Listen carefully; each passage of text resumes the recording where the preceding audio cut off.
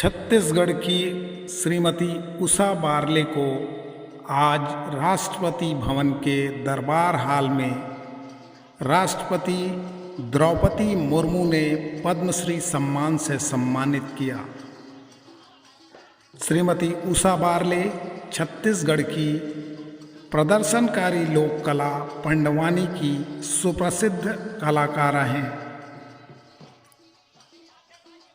Usha barley ने देश सहित विश्व के कई देशों में अपनी पंडवानी कला का कार्यक्रम प्रस्तुत किया है।